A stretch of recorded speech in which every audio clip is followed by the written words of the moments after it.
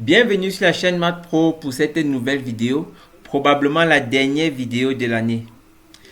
Je vais commencer par remercier tous ceux qui me soutiennent depuis le début de la création de ma chaîne, il y a environ 3 mois.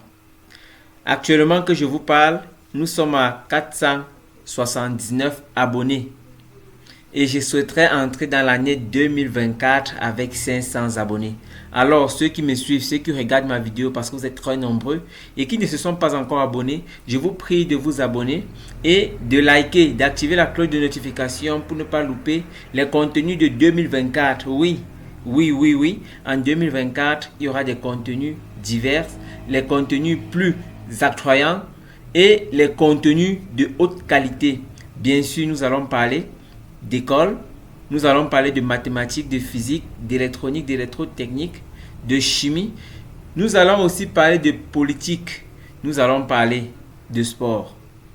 Alors, sans plus tarder, aujourd'hui, nous allons commencer avec une vidéo concernant un exercice de démonstration. On voudrait démontrer et la démonstration concerne l'intégrale. À la fin, nous devrions obtenir l'année 2024. En effet, on nous demande de démontrer que l'intégrale allant de 0 à 2023 comme année 2023 sur pi, de pi moins pi carré abs ici c'est la valeur absolue, abs de sinus pi carré x dx plus exponentielle cosinus pi sur 2 égale 2024. Voilà notre démonstration. Ce que nous devons d'abord remarquer, c'est que le terme exponentiel de cosinus pi sur 4 n'est pas dans l'intégrale. Cela signifie que lors du calcul de la primitive de la fonction intégrée, on ne devrait pas primitiver exponentielle cosinus pi sur 2. Alors, sans plus tarder, passons à la correction de notre démonstration. Déjà, voici notre intégrale. Intégrale de 0 à 2023 sur pi, facteur à pi moins pi carré abs de sinus pi carré x dx plus exponentielle cosinus pi sur 2. La primitive de x est pi x et la primitive de sinus pi carré x est moins 1 sur pi carré cosinus pi carré x.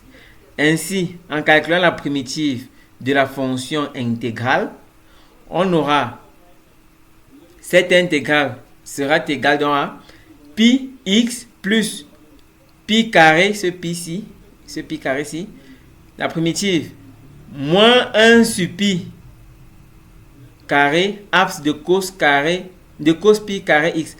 Avec le moins ici et le moins de la primitive de sinus, on a le terme plus.